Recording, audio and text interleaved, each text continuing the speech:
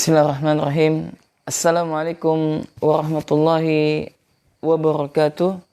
Innal hamdalillah nahmaduhu wa nasta'inuhu wa nastaghfiruh wa na'udzu billahi min shururi anfusina wa min sayyiati a'malina. May yahdihillahu fala mudilla lahu wa may yudlil fala hadiya lahu.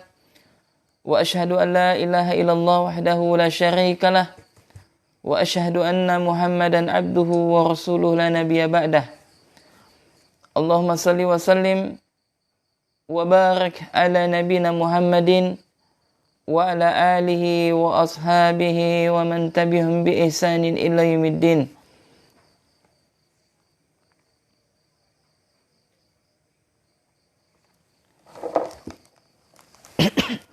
Ikhwani wa akhwati fillah, kaum muslimin dan muslimat rahimani rahimakumullah. Alhamdulillah, tidak ada kata yang paling layak yang untuk selalu senantiasa kita ungkapkan kecuali puja dan puji syukur kita kepada Allah Subhanahu wa taala, yang mana atas limpahan karunia dan nikmat dari Allah Subhanahu wa taala kita dapat terbangun dari tidur kita. Kita dapat melaksanakan salah satu kewajiban kita, yakni melaksanakan salat subuh secara berjamaah. Ini merupakan karunia nikmat Allah Subhanahu wa taala yang besar kepada kita.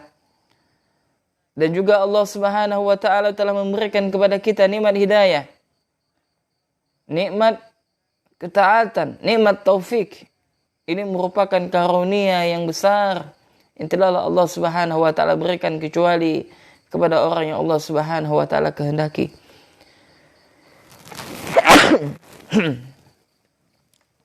Yang mana Allah Subhanahu wa taala menyebutkan dzalika fadlullahi yu'tihi may yasha. Tidaklah Allah Subhanahu wa taala memberikan karunia kecuali kepada yang Allah kehendaki. Dan juga ya ikhwan wa akhwati fillah, kaum muslimin dan muslimat, dan juga kepada teman-teman muslim bikr Indonesia chapter Singkawang rahimani rahimakumullah.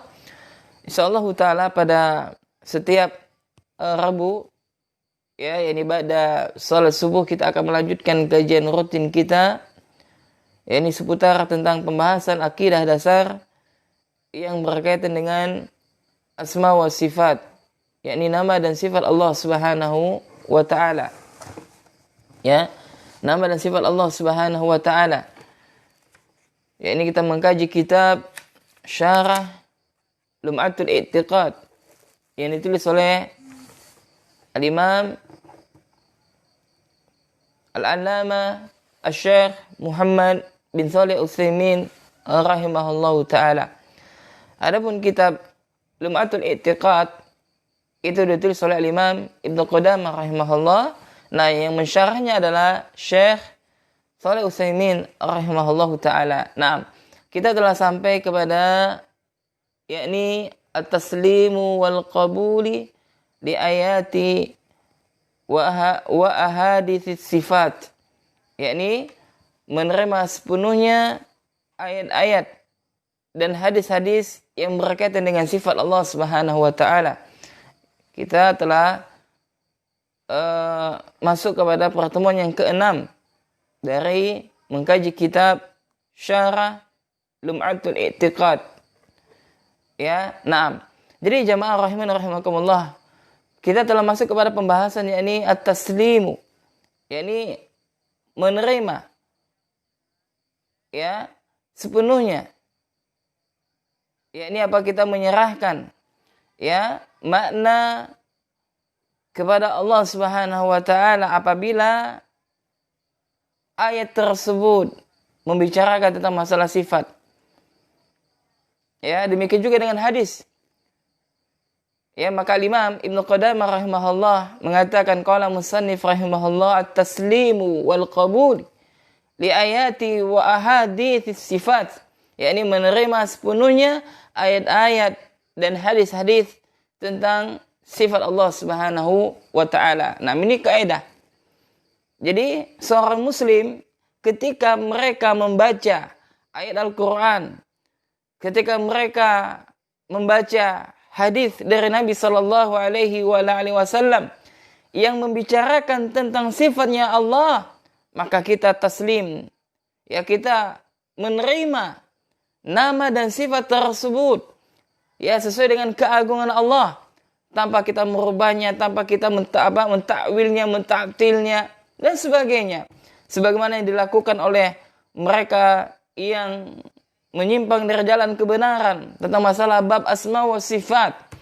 Karena kelompok-kelompok sesat yang ada dalam Islam, ya mereka tersesat, ya berawal dari masalah akidah asma wa sifat, ya yakni mereka menolak nama dan sifat Allah apabila nama tersebut sesuai dengan akal mereka, sesuai dengan hawa nafsu mereka, maka mereka menerimanya. Akan tetapi apabila sifat tersebut tidak sesuai dengan logika mereka, tidak masuk akal bagi mereka, maka mereka tolak.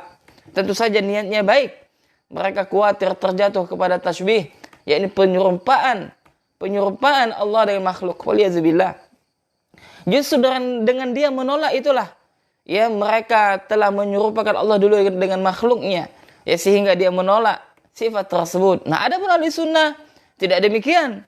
Ahli sunnah wal jamaah atau dakwah salafiyah, ya mereka adalah orang yang berjalan sesuai dengan dalil Al-Quran dan Sunnah. Ya mereka menetapkan apa-apa yang Allah Subhanahu wa taala tetapkan dalam masalah asma wa sifat, dan mereka menetapkan apa-apa yang Rasulullah sallallahu alaihi wasallam tetapkan dalam masalah asma wa sifat tersebut. Maka kita baca apa yang dikatakan oleh Syekh Al-Imam Ibnu Qudamah rahimahullah di dalam risalah beliau ini, ya di dalam kitab beliau Lum'atul I'tiqad, ya beliau mengatakan qala musannif rahimahullah wa kullu ma jaa fil Qur'an, yakni setiap apa-apa yang datang di dalam Al-Qur'an, au sahha 'anil Mustafa alaihi salamu, ya dan atau apa-apa yang dibenarkan, ya yang disahihkan dari Nabi sallallahu alaihi wasallam al-Mustafa, yakni Nabi sallallahu alaihi wasallam min sifatir rahmani, dari sifat ar-Rahman, yakni sifat Allah Subhanahu wa taala, ya yakni dari apa? Sifat Allah Subhanahu wa taala, dari sifat Allah Subhanahu wa taala, wajib al-imanu bihi, ya maka wajib beriman kepadanya. Subhanallah. Maka kata Imam Ibnu Qudamah rahimahullah, yakni setiap apa-apa yang datang dari Al-Quran dan juga dari Nabi sallallahu alaihi wasallam yang membicarakan tentang sifat Ar-Rahman, maka wajib bagi kita untuk mengimaninya. Ya wajib bagi kita untuk mengimaninya. Kemudian kata Syekh rahimahullahu taala wa talaqqihi bitaslimi wal qabuli, ya dan apa? Dan diterima dengan sepenuh hati, ya dan diterima dengan sepenuh hati. Wa tarkul ta'arrudi lahu biraddi wa ta'wili wa tashbihi wa tamshil wa tamthil, ya wa tashbihi wa tamthil, ya dan juga kata Syekh rahimahullah tidak boleh, ya yakni apa? Diprotes, ya menanyakan atau tidak boleh ditolak, baik dengan takwil, ditashbih, ditamthil. Ya ini merupakan sesuatu hal yang dilarang dalam masalah asma wa sifat. Demikian ahli sunnah wal jamaah, mereka berjalan sesuai dengan dalil. Mereka menetapkan apa-apa yang Allah Subhanahu wa taala tetapkan. Ya, mereka mengikuti apa yang telah Allah Subhanahu wa taala tetapkan. Dan subhanallah jamaah, ada sebuah kisah yang sangat menarik. Ya, di majelisnya salah seorang ulama, ya Imam Malik, kalau tidak salah Imam Malik, ya ini di majelisnya ketika dia menjelaskan tentang istiwanya Allah Subhanahu wa taala, maka menyusup salah satu di antara jamaah yang hadir di majelisnya Imam Malik, rahimahullahu taala, ya, yakni ahlul bid'ah. Dia bertanya tentang istiwanya Allah, kaifa istiwanya Allah?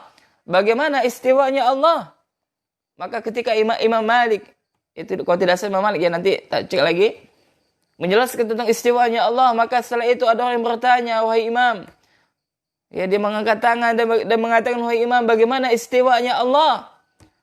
Maka seorang Imam Malik rahimahullah terdiam, ya, lalu beliau rahimahullah tidak menjawab. Maka beliau diam sejenak, dan ketika itu keluarlah keringat dari tubuhnya, yang mana butiran-butiran keringat tersebut lumayan besar. Ini menunjukkan tentang beratnya pertanyaan tersebut, yakni menanyakan kaifiyah, bagaimana istiwanya Allah. Maka Imam Malik rahimahullahu taala dia pun menjawab, beliau menjelaskan al-istiwa'u majhul. Ya, istiwanya Allah adalah majhul. Ya, beliau mengatakan al-istiwa'u al-istiwa'u ma'lumun. Istiwanya Allah adalah maklum, sudah diketahui. Ya, al-imanu wajibun, dan mengimaninya adalah satu kewajiban. Ya, jadi kata Imam Malik mengatakan bahwasanya al-istiwa ma'lum. Istiwanya Allah maklum, diketahui.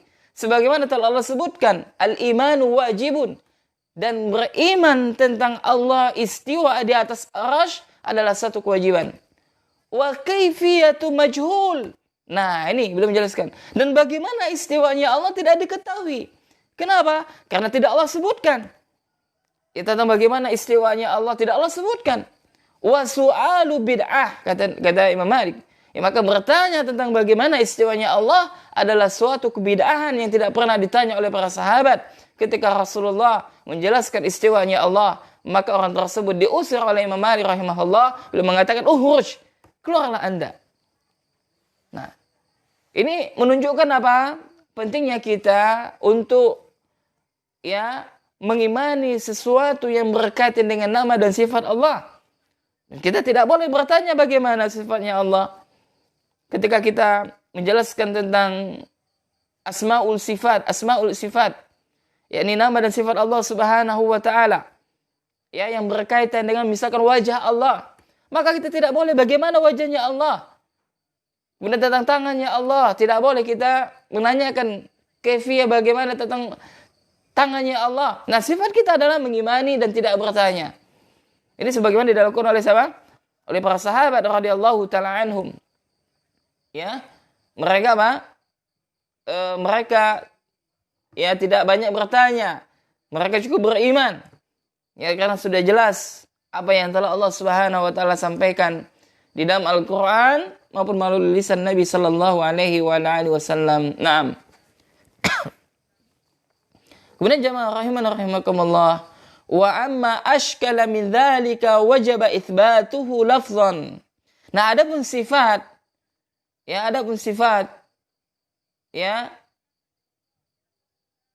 yang sulit difahami, maka kewajiban kita adalah menetapkan lafaznya. Nah, ini nanti diberikan catatan oleh para ulama berkaitan dengan perkataan Al-Imam Ibnu Qudamah rahimahullah dalam masalah ini. Lalu beliau mengatakan, wa tarkut ta'arudi limaknahu, dan tidak membicarakan maknanya. Wa naruddu ilmahu ila qailihi, dan tidak membicarakan maknanya kemudian mengembalikannya ilmunya kepada yang mengatakannya, yakni Allah Subhanahu wa taala. Ya, wa naj'alu uhdatahu 'ala naqilihi.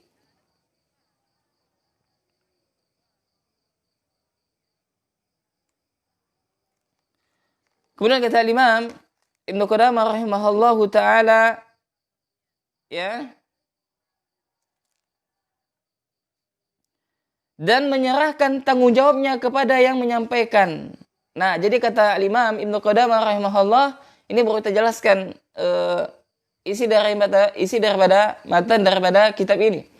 Belum kita jelaskan apa yang dijelaskan oleh Syekh Muhammad bin Shalih Al-Utsaimin rahimahullahu taala. Nah, jadi Syekh mengatakan, Imam Ibnu Qudamah, nah, apabila kita jumpai dalam sebuah lafaz ya, atau dalam sebuah kalimah yang di dalam Al-Quran yang menjelaskan tentang sifat Allah, akan tetapi sulit untuk kita fahami, maka kewajiban kita adalah menetapkan sesuai dengan lafaznya, ya, tidak merubahnya, tidak mentakwilnya dan sebagainya, ya, dan tidak membicarakan maknanya kemudian mengembalikan ilmunya kepada yang mengatakan, ya. Nah, ini maksudnya adalah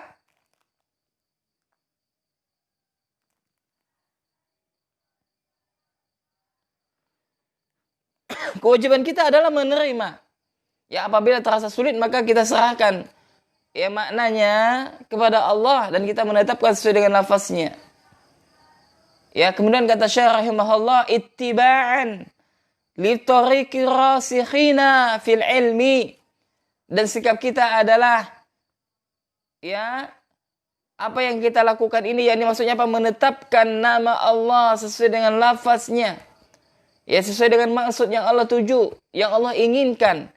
Ya, ini merupakan salah satu sikap kita untuk mengikuti ya atau ittiba, satu jalan yang ditempuh oleh ar-rasyikhina li ilmi fi ilm, ya, yakni apa, mereka yang memiliki ilmu, alladzina athnallahu alaihim fi kitabihil mubin, yang mana Allah Subhanahu wa taala telah memuji ya mereka, ya, yakni Allah Subhanahu wa taala telah memuji mereka, yakni siapa? Orang yang berilmu di dalam kitab Allah Subhanahu wa taala, yang mana Allah puji mereka di dalam Al-Qur'an biqaulihi subhanahu wa ta'ala, sebagaimana firman Allah Subhanahu wa ta'ala, ini Allah menyebutkan warasikhuna fil ilmi yaquluna amanna bihi kullun min indi rabbina, ya. Naam. Ini apa? Yakni Allah Subhanahu wa taala memuji orang yang berilmu. Ini Allah mengatakan warasikhuna fil ilmi yaquluna amanna bihi, ya, kullun min indi rabbina, dan orang yang mendalam ilmunya, ini orang yang berilmu, Allah sebutkan mereka adalah mereka berkata amanna bihi, kami beriman kepada ayat-ayat mutasyabihat, ya, ayat-ayat yang tersamarkan atau sulit untuk difahami, tetap diimani, ya, dan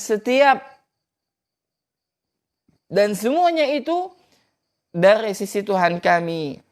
Ini adalah pujian dari Allah Subhanahu wa taala kepada siapa?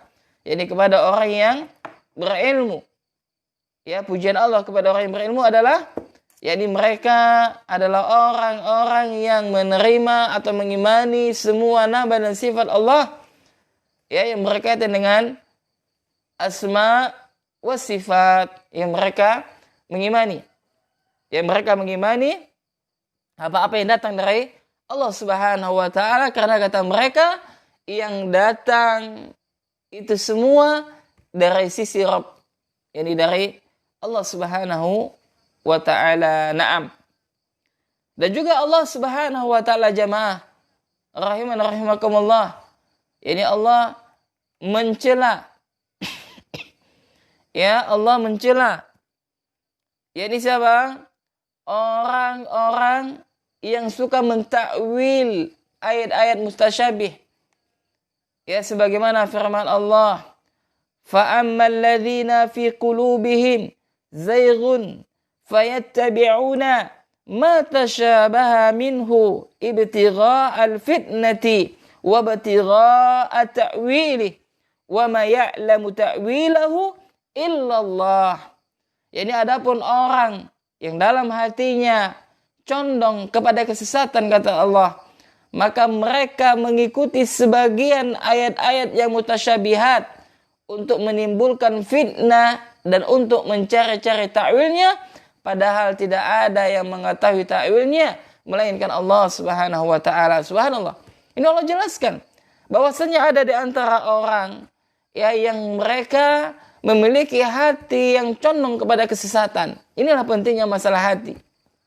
Ya, yakni apabila hati tersebut baik maka semuanya akan baik, perkataannya, perbuatannya. Demikian sebaliknya apabila hati tersebut buruk maka yang keluar perkataannya adalah kotor dan perbuatannya adalah perbuatan yang tercela. Ya, maka jamaah rahimani rahimakumullah, ya satu hal yang sangat penting bagi kita untuk kita perhatikan adalah masalah hati. Maka Allah mengatakan bahwasanya pada hari kiamat kelak yang selamat, yang menghadap Allah, mereka adalah hati yang salim, qalbun salim. Sebagaimana firman Allah, yaumala ya pada hari ini kata Allah,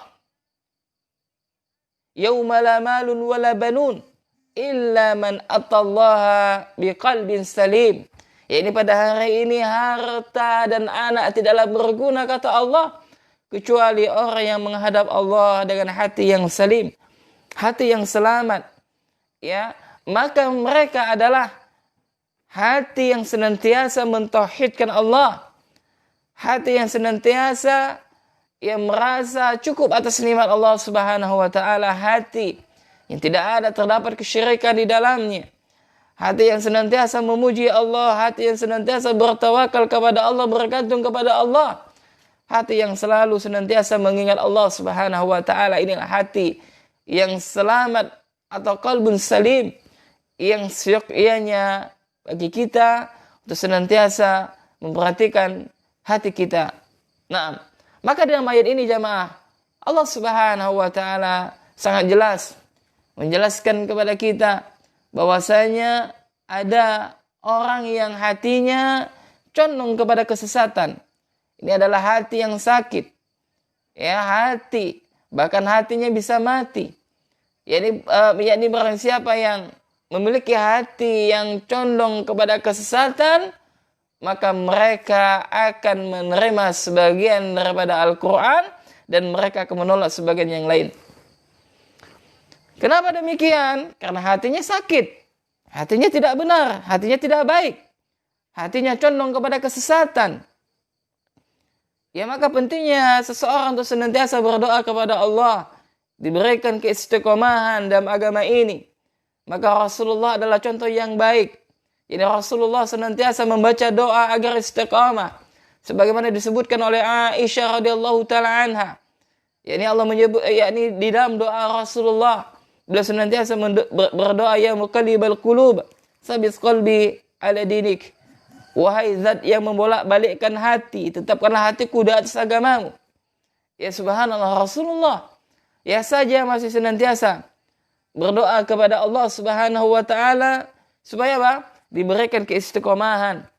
Ya, supaya diberikan hati yang senantiasa ya bergantung hanya kepada Allah. Nah, bagi orang yang hatinya condong kepada kesesatan, maka mereka akan mengikuti sebagian daripada ayat-ayat mutasyabihat. Ya, tujuannya apa? Untuk menimbulkan fitnah. Untuk menimbulkan fitnah dan untuk mencari-cari takwil, padahal tidak ada yang mengetahui takwilnya kecuali Allah Subhanahu wa taala. Nah, ya. Dan juga jamaah rahimana rahimakumullah, bahwasanya Allah menganggap kebiasaan suka mencari-cari takwil pada ayat-ayat mutasyabih ya sebagai ciri orang yang suka menyimpang dan membuat fitnah. Ya, membuat apa? Fitnah. Kemudian Allah membatalkan apa yang mereka cari dan inginkan. Ya sebagaimana ya Allah Subhanahu wa taala sebutkan, wa ma ya'lamu ta'wilahu illallah, maka tidak ada yang mengetahui ta'wilnya kecuali Allah Subhanahu wa taala. Naam. Ya, maka demikian ya teks daripada matan kitab Lum'atul I'tiqad yang ditulis oleh Imam Ibnu Qudamah rahimahullahu taala. Ya, maka dapat kita simpulkan jamaah rahimana rahimakumullah, ya yang pertama adalah yakni wajib bagi sikap seorang muslim maupun muslimah yang mereka menetapkan ayat-ayat sifat baik dari Al-Quran maupun dari hadis-hadis Nabi Sallallahu Alaihi Wasallam, yakni menetapkan sesuai apa yang Allah inginkan, ya, dan wajib bagi mereka mengimani semua nama dan sifat Allah yang Allah sebutkan dalam Al-Quran maupun melalui hadis Nabi Sallallahu Alaihi Wasallam. Nah, kemudian kesimpulan yang kedua adalah yakni kewajiban seorang muslim untuk meninggalkan penyimpangan di dalam nama dan sifat Allah. Salah satu bentuk penyimpangan di dalam nama dan sifat Allah ini adalah dia menerima sebagian dan menolak sebagian. Ya, kalau sekiranya ya cocok dengan akal pikiran mereka, maka mereka menerimanya. Tapi kalau seandainya tidak masuk akal mereka, maka mereka menolaknya. Ya, dan ini adalah perbuatan tercela, perbuatan yang tidak baik, ya, yang seharusnya ditinggalkan oleh setiap muslim dan muslimah. Kemudian kesimpulan yang ketiga adalah yakni bahwasanya Allah Subhanahu wa taala memuji orang yang berilmu. Siapa mereka? Mereka adalah menetapkan semua nama dan sifat Allah di dalam Al-Qur'an. Ya, kenapa? Karena mereka meyakini semua yang datang, ya, semua yang ada dalam Al-Qur'an itu datangnya dari Allah Subhanahu wa taala. Ya, kemudian kesimpulan yang keempat adalah yakni tercelanya manusia yang mereka menolak sebagian nama dan sifat Allah.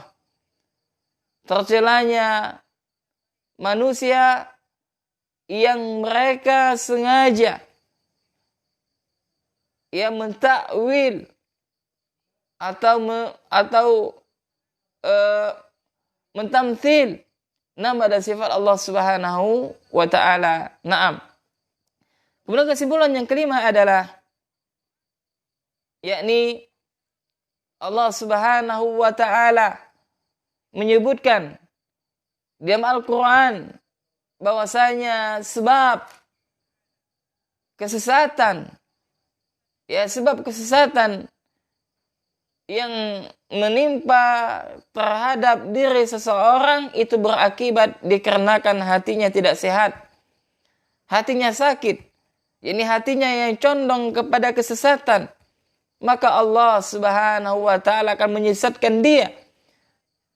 Nah, ketika hati seseorang tidak sehat, hati seseorang condong kepada kesesatan, maka mereka akan mengikuti sebagian ayat-ayat yang mutasyabihat, ya, untuk menimbulkan fitnah dan keracuan di dalam beragama di tengah-tengah masyarakat. Waliyahzubillah. Ya, dan ini terbukti. Ya, maka jamaah rahimani rahimakumullah, ketika kita hendak menuntut ilmu, maka kita lihat kepada guru kita kita lihat kepada siapa kita mengambil ilmu ini. Karena ilmu adalah bagian daripada agama. Ya, maka hendaklah kita memperhatikan kepada siapa kita mengambil agama ini. Jangan kepada mereka yang menolak nama dan sifat Allah. Maka nanti terdapat syubhat yang mereka melontarkan syubhat dan sebagainya karena hati kita adalah lemah. Kemudian kesimpulan yang keenam adalah yakni bahwasanya di sana ada ayat-ayat yang mutasyabihat. Ya, ayat-ayat yang sulit untuk difahami kecuali hanya Allah.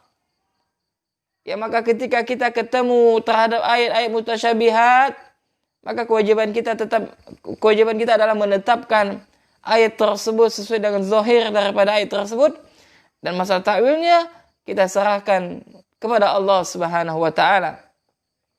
Kemudian kesimpulan yang ketujuh adalah bahwasanya Allah memberikan ilmu kepada manusia begitu sedikit dibandingkan dengan ilmu Allah Subhanahu wa taala.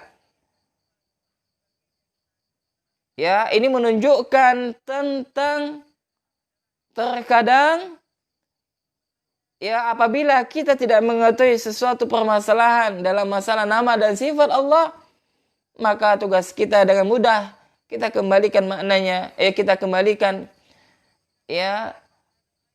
nama, kita kembalikan ayat tersebut sesuai yang Allah sebutkan dalam Al-Quran. Jadi tidak boleh kita pusing-pusing memikirkannya, membagaimanakannya dan sebagainya.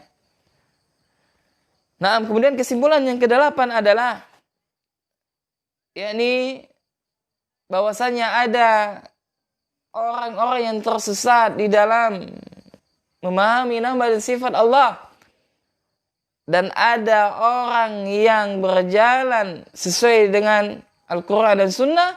Mereka itu adalah orang yang selamat, orang yang benar di dalam memahami nama dan sifat Allah Subhanahu wa Ta'ala. Maka jamaah, hendaklah kita berada di barisan orang yang benar tersebut. Jangan sampai kita berada di barisan orang yang tersesat di dalam memahami nama dan sifat Allah Subhanahu wa Ta'ala. Naam. Kemudian kesimpulan yang ke-9 adalah